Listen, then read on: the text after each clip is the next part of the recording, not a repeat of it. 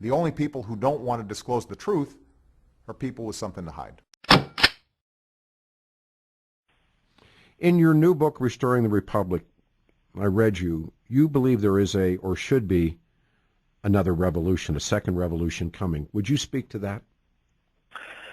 Well, I think, Peter, we're at the stage where we were in 1776. We're dealing with tyranny in government. We no longer, in my belief, we have elections, but we don't have representative government. We are really, the United States government and the media as institutions are, in my mind, hopelessly corrupt. And I think we're at the stage we were at the first American Revolution, and that our government is not representing the people. It's actually an oligarchy controlled by a relatively few number of politicians, journalists, and financiers. You know, I'm not far behind you, and I watched this. The Republican Party in Colorado, I said they could all go to a party in one car. They're all clowns. I watched them run through this primary process here. I've been watching them for the longest time. As much as you can despise the Democrats, you can really hate the Republicans, because at least the progressive, as frightening as the progressive is, the progressive knows what he or she wants. And they want a, far left of center government in Washington, D.C. They want one in Denver, Colorado. They want one in Sacramento. They want what they want. They know what they want. What is the Republican Party offering the American people? Well, they're offering them, in my mind, nothing. I think the Republican Party nowadays, lacks both principles and guts. Yeah. I think they're satisfied with being the second party in Washington, D.C. They're willing to work with the Democrats so they can have the scraps of power and privilege and the financial benefits they get from controlling at least part of the government. You talk about a ruling elite. I agree there is a ruling elite. Where did it come from, and how long has it been there? Your thoughts? Well, I think it's been there a relatively long time. If we go back to even the administration of Franklin Delano Roosevelt, there was a grab in terms of power by the executive, by government in general, and it's just progressed since then. But I think it is, personally, I think it's accelerated since the election of Barack Obama. In my opinion, the greatest national security threat to the United States today is Barack Obama. I'll throw you a curveball. I have a friend who gave me I'm a birther, just so everybody knows that. Who had this great line over the weekend, who said, you have to tell the federal government more personal information to sign up for Obamacare than Barack Obama did to become the president of the United States, or to be reelected president of the United States. Isn't that interesting? Well, it's not only interesting, but it's true. Yeah, of course. Barack Obama was never vetted by either party, and not vetted by the media. So we have a resident of the Oval Office who we know almost nothing about. Yeah. We know more about Millard Fillmore. We know more about the life of George Washington than we do the life of Barack Obama. What does that say about our press, our media, and the American people in general? Well, I think the American people have not been very attentive, but I put a large part of the blame, or most of the blame, on what I just said, is that we, as institutions, both the government and the media, are corrupt. And I think that largely has led to where we are now. The local Denver Post and now the Rocky Mountain News, it's out of business, and other media outlets have spent more time attacking me for asking questions than asking the legitimate questions. That doesn't shock you at all, does it? No, it doesn't. I think we're at the stage now where, and the reason they don't talk about it is really two reasons: complicity and fear. There are people who are complicit with, perpetrating this fraud that we have as a president, And the rest of them are merely fearful, mainly for financial reasons or professional reasons that they won't speak up. So I think the whole lack of information, the whole lack of investigation by everyone, Congress and the media, is controlled by either by complicity or fear. Yeah, I know people that, I have this theory, and perhaps you could speak to this as well. The two principal issues for this administration have been global warming and racism and homophobia. If those have been what they have spent their time doing, everything else can go to hell. Do you think that that's, and by the way, and also protecting Barack Obama's past, but that's minor league compared to the other two. Do you see them this way as well? Well, I certainly see a dereliction of duty of the most important issues that are facing our country right now, which, includes our foreign policy is a disaster. I can, enumerate that. In addition to that, the economy is a disaster, and all of this falls on the lap of Barack Obama, who actually is incompetent because of two reasons, and one of which you touched on: inexperience in anything, and ideology. That being an ideologue, he is restricted in what he pursues, and his pursuits include those issues that you mentioned, rather than the issues that are important to the country. Is he in? I wish I had been smart enough to coin this phrase, but I see it: the sprint to the finish. That he knows the finish line is out there now, and he is sprinting as hard as he can to do what he told Bill Ayers and told everyone else he was going to fundamentally change the country. Is he in the sprint to the finish? Yes, I think so. I think you'll see a lot more executive actions, executive orders coming out, that many of which will sidestep the Congress and the will of the American people. But not only Barack Obama, I think not only but including, members of the opposition party, the Republican Party, members of Congress, certainly members of the media. They're trying to run out the clock on Barack Obama so they don't have to, reopen these issues like his birth certificate, like his selective service registration, like his Social Security number. Right. Well said. They don't want to talk about his personal history at all. So I think they're trying to run out the clock as well. I mean, it's clearly, these lies that are, they no longer work. In other words, in my mind, the lies initially worked. Now they don't work. And so how are you going to smooth this over? And what would it take? And this is a hell of a question. What would it take for a revolution, and what would a revolution now look like? Well, I think it's not going to be led by our so-called leaders in the government. It's going to be led by the American people. The American people are going to have to get together and demand the truth. And that's what the politicians and the members of the media are trying to avoid, is the truth, because they know if the truth is told, in particular about Barack Obama, our whole political media culture as we know it will collapse. I agree. And that's what the politicians and the media are trying to prevent at all costs, because they're benefiting enormously professionally and financially from the current system, so they don't want it to collapse, and they're trying to run out the clock. I honest to God, we've never met, but it's like it's either you and me or great minds thinking alike. But I really do believe that America is a one-party state. Lawrence Sellin is our guest, and it's called Restoring the Republic is the book. But he talks about a revolt, and I think oftentimes we're close to that, but I back away from that. But I do ask myself this question all the time, and I know I put you in an ever-widening circle of people at least legitimately asking the questions about Barack Obama and his life and his... And he's run, I said the Clintons grifted America. Obama's running what's called the long con. But the Clintons were grifters and remain grifters. This guy's running a con.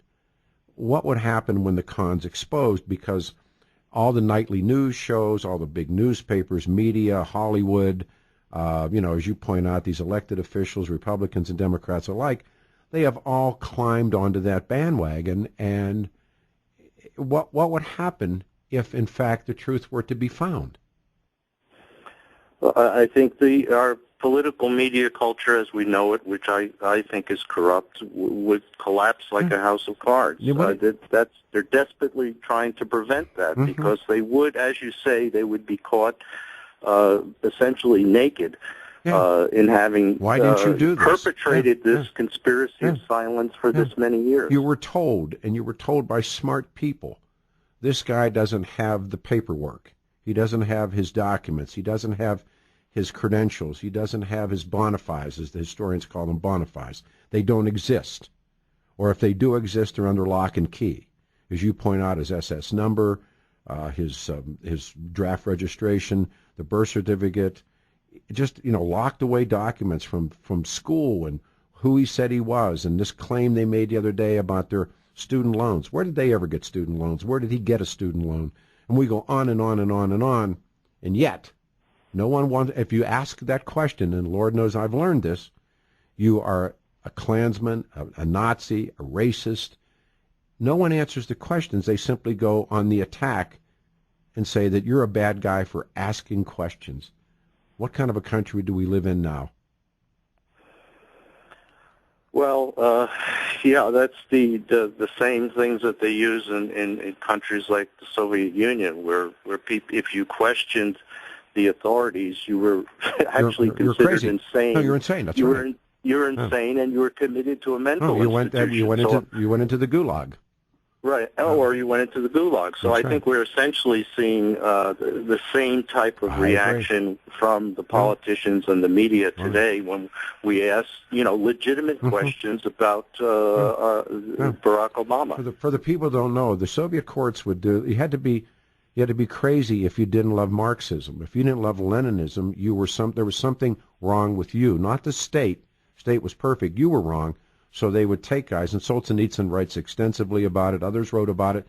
You would simply disappear. And you wouldn't go to prison because they would say, well, he's not in prison. He's in a mental institution. And those things were visions of hell. But they did it. That's what they did. Let me ask you this question. I have a pause coming here. What would a revolution look like in America today? Our guest is an interesting guy. America, one-party state. He's right. And the book is Restoring the Republic. And it's true. I mean, what he says about Barack Obama, I say about Barack Obama. You don't know who this guy is. Do you think that the sitting governor of Colorado, who is an interesting character, and I'm being kind to Barack Obama, do you think that they really fear the American people, or do you think they think we're dupes?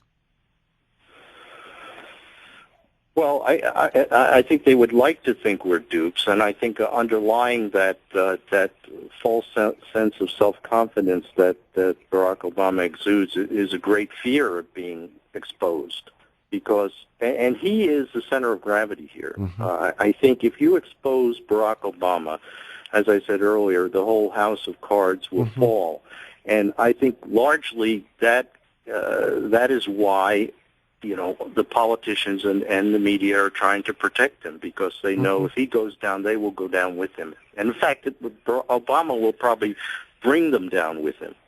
Well, I have that, like I said, all of these years of reading and having folks on the radio show and having no answers to any questions about who Barack Obama is. I'll tell you, it's like we had 4 different people on the radio show at one time. I was here. We had 4 different lines where we lit up with guests, and all of them, Jerry Corsi and Joel Gilbert, and people that I have immense respect for, who have really spent their time investigating his life. And the really interesting thing, Larry, is I said, tell me Barack Obama's life story. And these are experts. Everyone told a different story. And I thought that was a tremendous moment where everybody who said, oh, this is what, everybody used the word belief, because no one can say they know. There is no knowledge here. It's only belief. But all 4 of these people who know more than anybody at the Denver Post will know, or Channel 9 will know, or for that matter, KOA Radio will know, on their best day, these guys know more about Barack Obama. And every one of them told a different story. Well, that's right, Peter. I like to say that there's really no evidence that Barack Obama was born anywhere. Well, I mean, he exists, but we don't know, actually. There's no credible evidence about where he was born. And if you look at Obama's own words, his autobiography, Dreams from My Father, we find out that the people in that book are composites, and now we know that he didn't even write it. It was Bill Ayers that wrote it. And actually, when he writes his own bio, he says he was Kenyan. But I believe, and this is, again, I'm using that word, believe, I believe he was born in Hawaii, but I don't believe that Barack Obama Sr. or the other Barack is his father. But you see how crazy that is, because oftentimes, and you know this, when nothing is known, everything is accepted. And so when we had people that I really have respect for, they all had a curveball. They all had a twist in where this was, oh, no, that, and you know what? You don't know. I don't know. And in fact, I wonder if Michelle Obama knows. Well, that's a good question. I like to refer to what Sheriff Joe Arpaio has said, that he doesn't care where Obama was born, if he was born in Hawaii or not. But the question is for him is that, why present a fraudulent computer-generated document as your birth certificate on national television? I agree. Or how? Why do that? And it was mother's milk to the mainstream press when it happened. This was the answer. They didn't have to do anything. And there was, and then all of us who had been shooting at, at a target, saying, "Here, where is the truth?" It was triumphant from those guys that morning. And of course, we have, 30 things wrong with that. This thing is put together. It's in layers. The whole idea how it gets there. Why didn't they just simply email it by, why wasn't it an electronic transfer? No one saw it. One person saw it. That's just nonsense. But it was accepted. I remember the Rocky Mountain News at the time, their lead columnist, kid named Mike Litwin, who was a good guy. These guys, it was like, Yanks have landed Normandy. This was their great moment. And, of course, it's a fraudulent document.